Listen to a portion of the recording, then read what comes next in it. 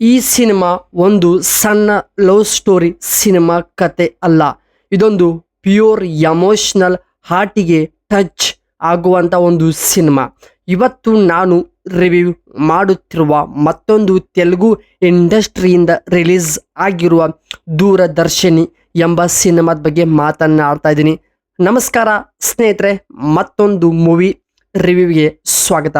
ಇವತ್ತು ನಾನು ರಿವ್ಯೂ ಮಾಡುತ್ತಿರುವ ಮತ್ತೊಂದು ಸಿನಿಮಾ, ಈ ಒಂದು ಸಿನಿಮಾ ಒಂದು ಲವ್ ಸ್ಟೋರಿ ಜಾನರಲ್ಲಿ ಬಂದಿರುವ ಈ ಒಂದು ಸಿನಿಮಾದ ಕತೆ ಹಾಗೂ ಈ ಸಿನಿಮಾದ ಕಥೆಯಲ್ಲಿ ಏನೇನೆಲ್ಲ ಇದೆ ಮತ್ತು ಈ ಕತೆ ಯಾರಿಗೆಲ್ಲ ಇಷ್ಟ ಆಗುತ್ತೆ, ಈ ಸಿನಿಮಾ ನಾವು ಎಲ್ಲಿ ಹೇಗೆ ಯಾವ ಭಾಷೆಗಳಲ್ಲಿ ನೋಡಬಹುದು ಅಂತ ನಿಮಗೆ ಸಂಪೂರ್ಣವಾಗಿ ಇವತ್ತಿನ ಒಂದು ಮೂವಿ ರಿವ್ಯೂ ವಿಡಿಯೋದಲ್ಲಿ ನಿಮಗೆ ಮಾಹಿತಿ ಕೊಡ್ತಾ ಇದ್ದೀನಿ.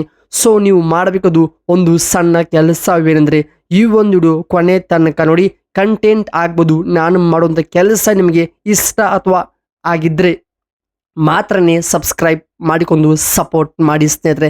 ಬನ್ನಿ ಹಾಗಾದರೆ ದೂರದರ್ಶಿನಿ ಎಂಬ ಒಂದು ಸಿನಿಮಾದ ಬಗ್ಗೆ ಸಂಪೂರ್ಣ ರಿವ್ಯೂ ಕಡೆ ನೋಡೋಣ.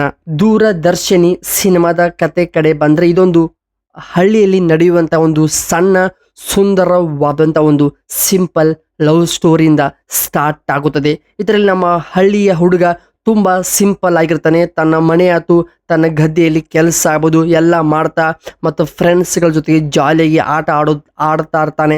ಆದರೆ ಅಂಥ ಒಂದು ಸಮಯದಲ್ಲಿ ಅವನಿಗೆ ಒಂದು ಹುಡುಗಿ ಮೇಲೆ ಲವ್ ಆಗುತ್ತದೆ.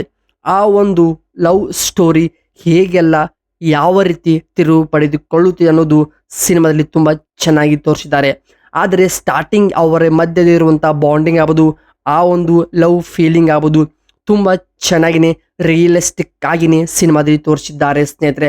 ಆದರೆ ಅದು ಸ್ವಲ್ಪ ಹಂತಕ್ಕೆ ಹೋದಾಗ ಅಂದರೆ ಹೀರೋ ಹೀರೋಯಿನ್ ನಡುವಿನ ಲವ್ ತುಂಬ ಸ್ಟ್ರಾಂಗ್ ಇರುತ್ತೆ. ಆದರೆ ಆ ಒಂದು ಲವ್ ಸಾಧಾರಣ ಲವ್ ಅಲ್ಲ, ಇದೊಂದು ಒಳ್ಳೆ ಫೀಲ್ನಲ್ಲಿ ಇರುವಂಥ ರಿಯಲ್ ಆಗಿ ಒಂದು ಬೇಸಿಸ್ ಕತೆ ಮೇಲೆ ಸಿನಿಮಾವಾಗಿದೆ ಸ್ನೇಹಿತರೆ.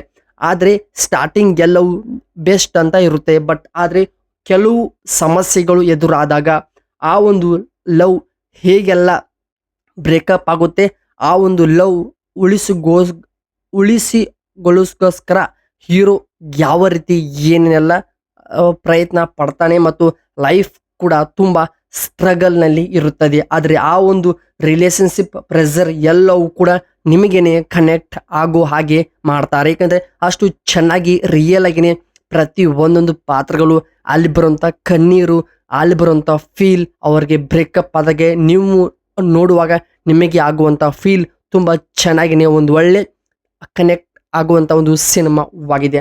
ಸೊ ಹಾಗೆ ಈ ಒಂದು ಸಿನಿಮಾದ ಒಂದು ಪ್ರಮುಖ ಬಿಗ್ ಪ್ಲಸ್ ಪಾಯಿಂಟ್ ಅಂದರೆ ಇದರ ಒಂದು ಬ್ಯಾಕ್ಗ್ರೌಂಡ್ಲಿ ಬರುವಂಥ ಸಾಂಗ್ಸ್ ಆಗ್ಬೋದು, ಆ ಒಂದು ಎಮೋಷನಲ್ ತುಂಬ ಚೆನ್ನಾಗಿನೇ ಕೊಟ್ಟಿದ್ದಾರೆ ಸ್ನೇಹಿತರೆ.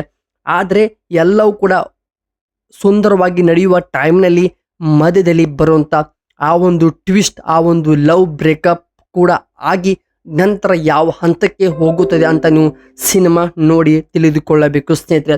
ಅಷ್ಟು ಚೆನ್ನಾಗಿ ಸಿನಿಮಾದ ಕತೆ ಆಗ್ಬೋದು, ಕತೆ ಹೇಳುವಂಥ ರೀತಿ, ಸ್ಕ್ರೀನ್ ಪ್ಲೇ, ಆ ಒಂದು ಶೂಟಿಂಗ್ ಲೊಕೇಶನ್ಗಳು ತುಂಬ ಚೆನ್ನಾಗಿ ನಿಮಗೆ ಖಂಡಿತವಾಗಲಿ ಇಷ್ಟ ಆಗುವಂಥ ಒಂದು ಲವ್ ಸ್ಟೋರಿ ಸಿನಿಮಾವಾಗಿದೆ.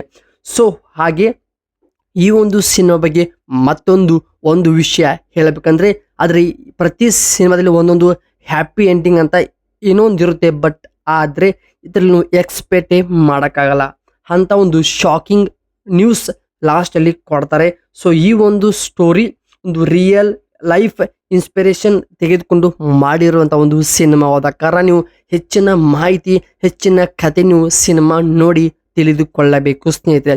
ಈ ಸಿನಿಮಾ ಪ್ರಮುಖವಾಗಿ ತೆಲುಗು ಭಾಷೆಯಿಂದ ಮಾತ್ರನೇ ಬಿಡುಗಡೆ ಆಗಿರುವ ಒಂದು ಒಳ್ಳೆ ಲವ್ ಸ್ಟೋರಿ ಜಾನರಲ್ಲಿ ಬಂದಿರುವ ಈ ಸಿನಿಮಾ ಖಂಡಿತವಾಗ್ಲೂ ಪ್ರತಿಯೊಬ್ಬರಿಗೂ ಕನೆಕ್ಟ್ ಆಗೇ ಆಗುತ್ತದೆ. ಸೊ ಇದು ಆಗಿತ್ತು ದೂರದರ್ಶಿನಿ ಎಂಬ ಒಂದು Telugu movie review video. So ನಿಮಗೆ ಈ ಒಂದು ಮೂವಿ ರಿವ್ಯೂ ಇಷ್ಟವಾಗಿದ್ದರೆ ಸಬ್ಸ್ಕ್ರೈಬ್ ಮಾಡಿಕೊಳ್ಳಿ. ಹಾಗೆ ನಿಮಗೇನಾದರೂ ಕಾಮೆಂಟ್ಸ್ ಮಾಡಬೇಕಂತ ಅನಿಸಿದರೆ ಕೆಳಗಡೆ ಕಾಣುವ ಕಾಮೆಂಟ್ ಬಾಕ್ಸಲ್ಲಿ ನಿಮ್ಮ ಅಭಿಪ್ರಾಯ, ಅನಿಸಿಕೆ ತಿಳಿಸಿ. ನಿಮ್ಮ ಕಾಮೆಂಟ್ಗಳಿಗಾಗಿ ನಾನು ಕಾಯ್ತಾ ಇರ್ತೀನಿ ಸ್ನೇಹಿತರೆ.